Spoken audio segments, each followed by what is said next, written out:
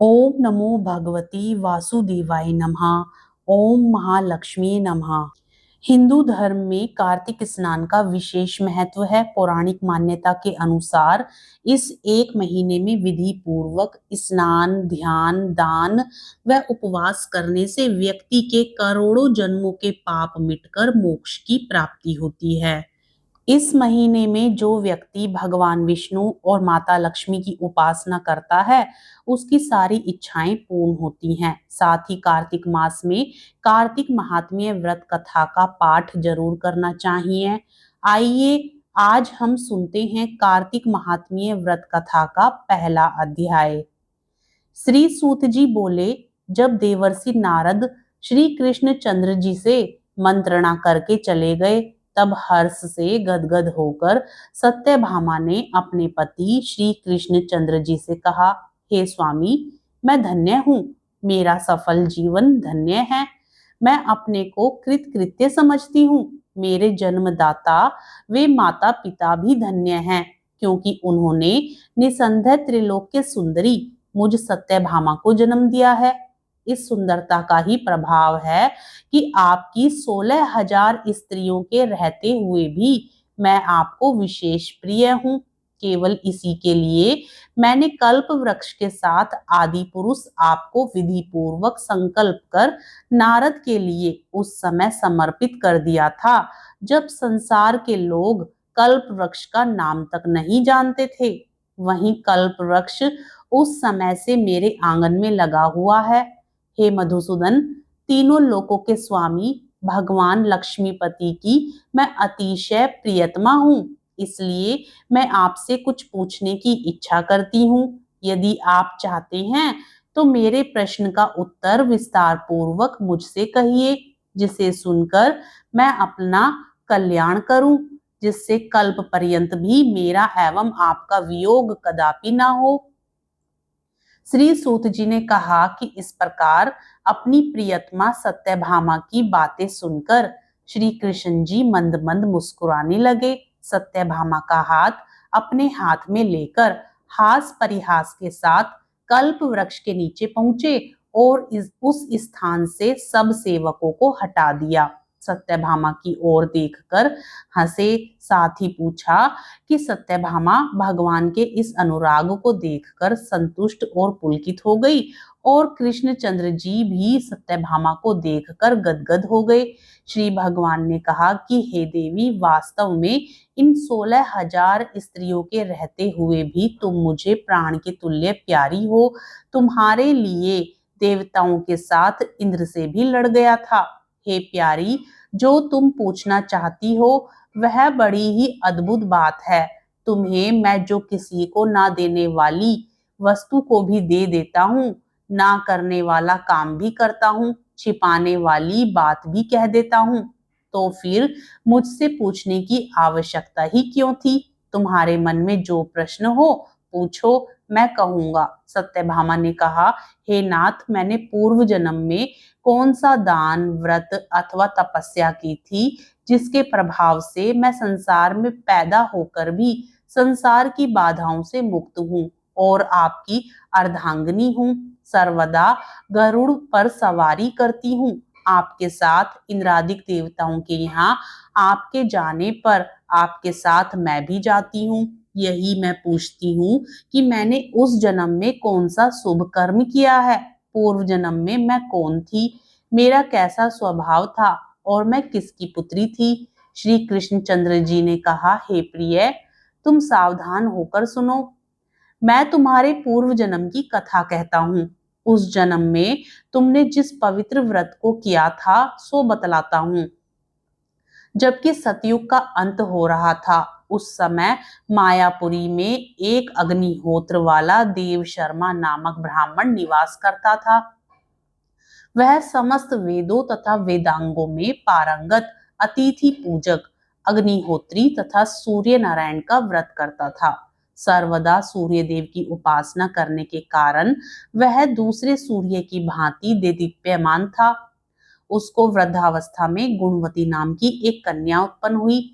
देव शर्मा को उस पुत्री के अतिरिक्त कोई संतान नहीं थी। उसने अपनी पुत्री का विवाह अपने एक शिष्य चंद्र के साथ कर दिया। पुत्र विहीन देव शर्मा अपने शिष्य चंद्र को अपने पुत्र के समान मानते थे और जितेंद्रिय चंद्र भी देव शर्मा को अपने पिता के सदृश समझता था। एक दिन चंद्र और देव शर्मा दोनों कुश और समीधा लाने के लिए वन में गए और इधर उधर घूमते घूमते हिमालय के समीप एक उपवन में पहुंच गए। तब उन्होंने एक विकराल राक्षस को अपनी ओर आते हुए देखा। उसे देखकर ये दोनों भय से व्याकुल हो गए, शरीर के अंग शिथिल हो गए और वे भागने में असमर्थ हो गए। यम स्वरूप उस राक्षस ने उन दोनों को मार डाला। हमारे गणों ने उस क्षेत्र के प्रभाव और उन दोनों के धार्मिक स्वभाव के कारण उन दोनों को बैकुंठ धाम में पहुंचाया। जीवन भर उन दोनों ने जो सूर्य देव की आराधना की थी, उसी से मैं उन पर बहुत प्रसन्न था।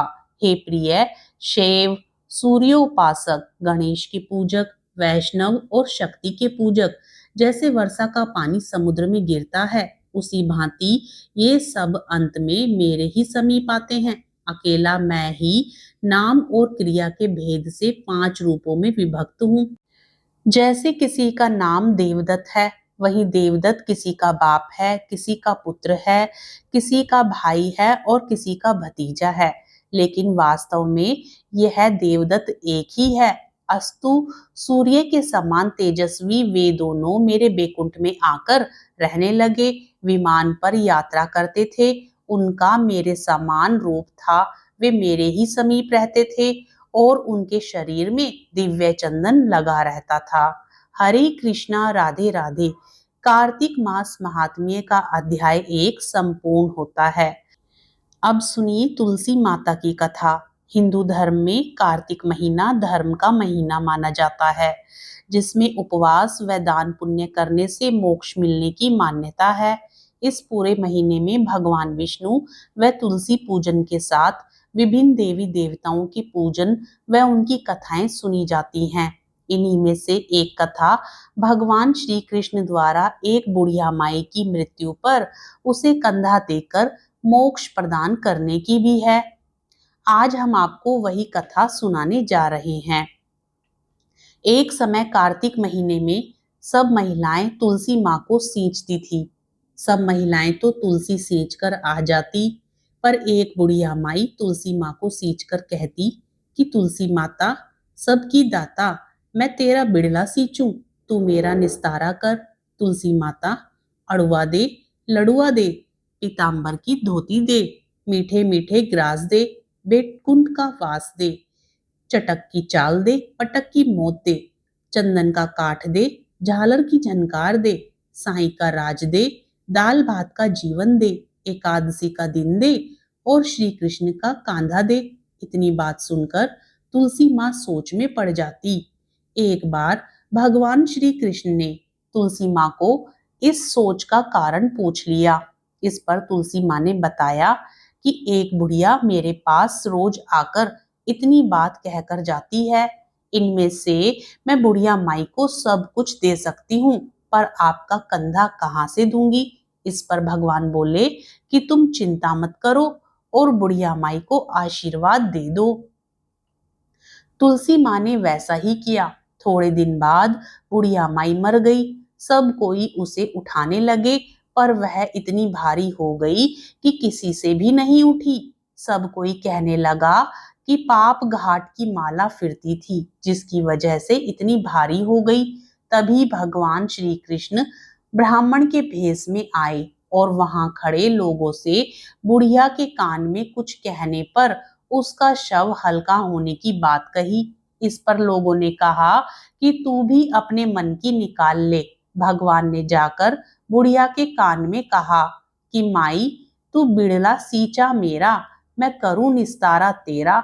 बुढ़िया माई, अड़ुआ ले, लड़ुआ ले, पीतांबर की धोती ले, मीठा मीठा भात ले, बैकुंठ का वास ले, चटक की चाल ले, पटक की मौत ले, चंदन का काठ ले, झालर की झनकार ले, साईं का राज ले, दाल भात का भोजन ले और श्री कृष्ण का कंधा ले।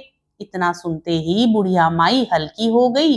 इसके बाद भगवान श्री कृष्ण ने खुद उसे अपना कंधा देकर उसे मुक्ति प्रदान की। कथा के अंत में कहा जाता है कि हे तुलसा माँ, जैसा आपने उस बुढ़िया को मुक्ति दी वैसी सबको देना, अंत काल में सबको आपका कंधा मिले।